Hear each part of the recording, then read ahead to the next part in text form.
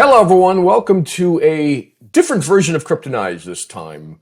This is what we call our company reviews. We've talked a lot about tokenization. We've talked about security tokens. We've talked about distributed ledgers that are for assets. This time, this format is really about focusing on one company and kind of doing an evaluation and giving you ideas as to what you can do out there. And I brought back the CEO of Digi Shares, Claus Skaaning, to talk about a company of his choice. Claus, I don't think any introductions are needed since you've been on a previous episode, but would you please introduce the company and what they did with securitizing their assets? Yeah, thanks for inviting me once more. The company that I'm thinking of, and in fact, you could interview the CEO of this company because he's got a great story to tell. It's Market Space Capital. It's a Texas-based real estate developer. I think around 2 billion in assets under management. They approached us a couple of years ago, I think now actually, with a desire to tokenize an asset and then list it also on an exchange. So it's an example of one of the first assets in the industry, I think, that's been tokenized and then actually listed on an exchange. The property is called The Spot at Myra Park.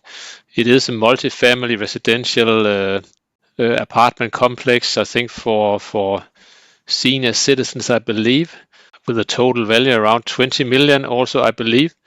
It was tokenized using our platform.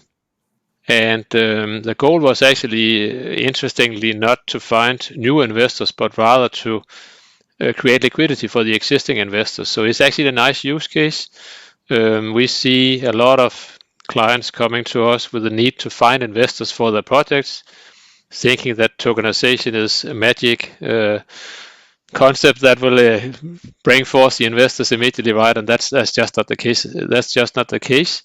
Tokenization, of course, I would say increases the value of the asset itself, maybe 10, 20, 30%, and opens it up for other new types of investors, right? So you expand the scope of investors, the amount of investors that can actually invest, and you also make the asset a little bit more attractive.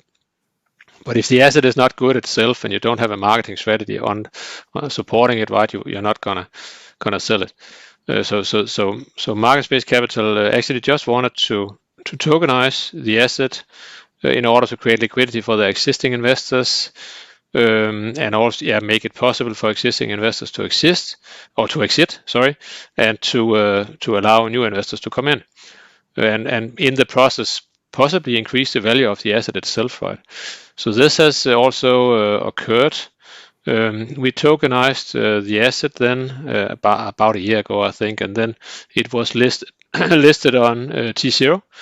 T0 is the leading exchange in the space, I think still with the highest amount of trading volume. And I'm looking at the asset now. It has a market cap of around 8 million on T0. I think it has been growing quite a lot since it was listed. Are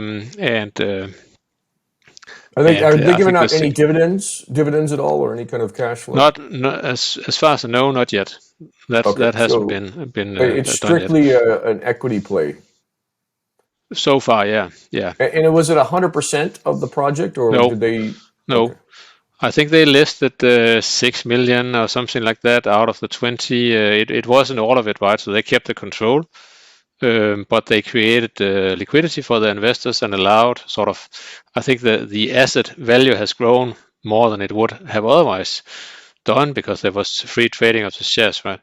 Yeah, if it went from 6 to 8 million, there's been 2 million in growth, and probably due to tokenization. I think so. Were there any lessons learned that I know they used your platform, Digishares, to tokenize, but what lessons learned do you think they have if they were to go through this process again with one of their other properties? I know that they are going to tokenize other assets also, and actually they are starting to view our platform more as an investor management system, right? A deal presentation system and so on. Tokenization is important, but it's not the only important element, right? So they are sort of expanding the scope of what it can be used for. and now also, of course, tokenizing other assets and using and also sort of using the system to facilitate the subscription process for new investors into the asset, and not necessarily actually listing assets on T0. Not all assets would be listed on T0, right? So they will sort of pick and choose which of them should go there. Okay, and then kind of the last part of this. So they use Digishares, they listed on T0. That's the technology used.